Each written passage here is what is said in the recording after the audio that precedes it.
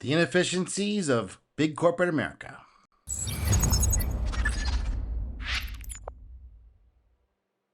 Hello, I'm Chris Athanas. I'm a KMP developer. Tech support said that portal will be closed as soon as they get the battery, and they're going to come out Tuesday, and we believe them, and it'll be over after that. I mean, out of our hair.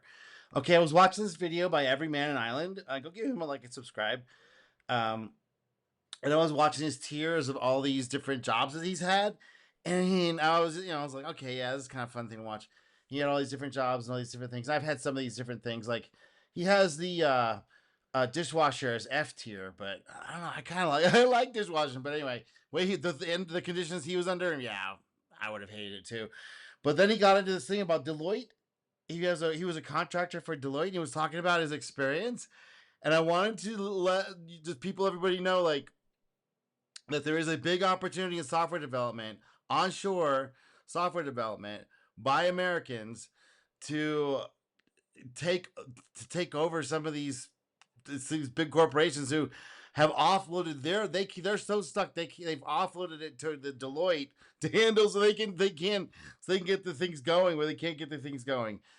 There's a big opportunity leveraging the AI tools. Not the AI isn't going to take our jobs, but using these tools to take slices of these people's businesses away, because obviously they do not deserve them. And yeah, let's listen to what he has to say.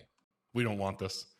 So that would have been a cool job, and that was I volunteered for the night hours because I was up all night anyway already. Talk about this other one, and so that would have been a cool finishing job, up that story, but it didn't really come through. Then about a month after I got laid off from the remote startup job, I got a job at Deloitte. I would call this like a low B, maybe a high C. Yeah, maybe high C. Yeah, probably high C. The reason it was high C is because I have never interacted with such a cacophony of bureaucracy. Deloitte was, first of all, not very well paid. I was getting paid substantially less than an engineer should get paid in the industry. But we got that Deloitte on your resume, though. Worse than that is I had 4 bosses. Have you ever seen the movie Office Space where he makes a mistake? Yes, I have. And he has 4 different people coming by and telling him about it. Not only did I have 4 bosses, but on a month-by-month basis, there must have been at least 100 bureaucratic boxes to check. You had daily, you had semi-weekly, you had weekly, you had semi-monthly, you had monthly, you had quarterly, you had yearly. You had boxes that you checked X amount of time ago that have like an automatic renewal. Like, oh, you did this bureaucratic box check 72 hours ago, but every 72 hours it expires, and now you have to do it again. And I think that I missed, in the 2 years I worked at Deloitte, I probably missed half a dozen of these bureaucratic box checks. Oh, dude. You had one job. Well, you had 102 jobs. Then you missed it? This box ticker says this is unacceptable. We've had studies on this. You have to do it with the box. What the box tick says, you have to tick the box. We've had studies on this. Very expensive studies, okay? So make sure you tick the box, okay? It's very important. And he's like, nah. You're not going to last too long there, buddy. Box checks. And when I finally got laid off from Deloitte, I wouldn't be surprised if missing those bureaucratic checks is the reason that they laid me off. Or like absolutely 100% guaranteed. Reason that they justified it.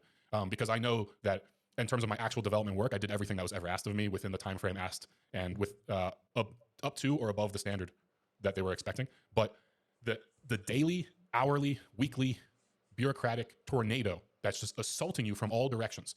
And the company moves so slowly, going from the startup environment where the CEO would ask for a feature at 8 a.m. and you'd expect it push to production at 2 p.m. so that he can use it and then show it to the client at 4. Going from that to Deloitte, to illustrate the difference, the first Deloitte project I was on, we were 9 months into the contract. It was a 12-month contract when I joined the project. 9 months in. In the 3 months between month 9 and 12, they hadn't onboarded me for the project.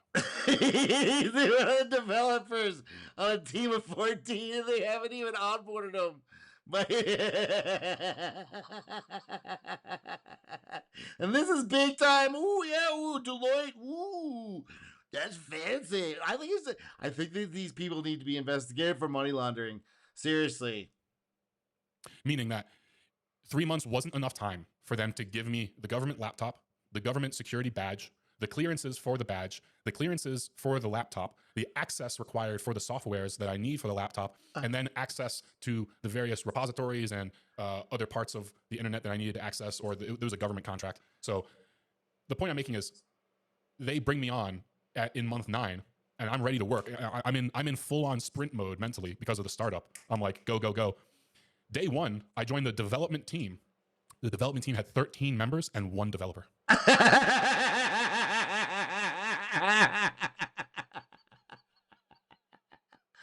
What? It's a government contract. It's Deloitte. It's a pretty big deal. And how much was it? How much did he say? Those 13 members were broke down as 1 developer, 3 managers, and 9 strategists. Not a joke. 9 people who strategists. Money laundering recipients. title was strategist. And as far as I could tell, their only job was to orchestrate PowerPoint presentations and to schedule interviews, and not interviews, rather meetings, Zoom meetings. There were some days when we'd have 8 or 10 Zoom calls in a day, where we would have a scheduled and a sincerely important Zoom call at like 2 o'clock.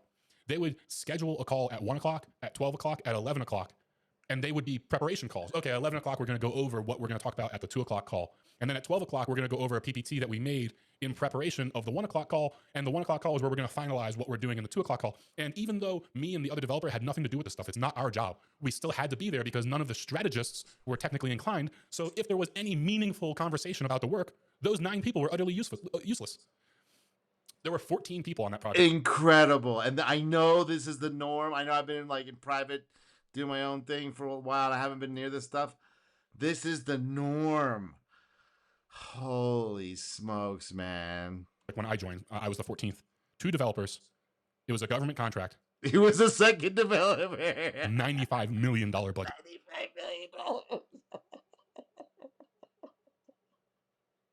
$95 million. $95 million.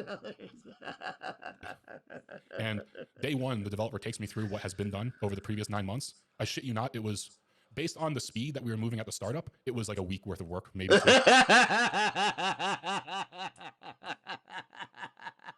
Money laundering, criminal activity. No, it's Deloitte. That's a pretty big deal. A week or 2 worth of hard-ass grinding work. And that's what he had accomplished in 9 months. Anyway, Deloitte is where careers go to die.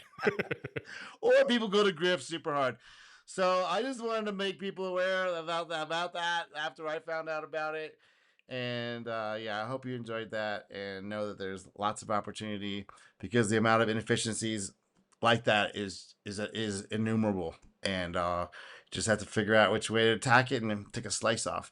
Use these tools to build up these software applications, and just have the 2 developers and forget the 13 other people that were the strategic advisors. What the hell?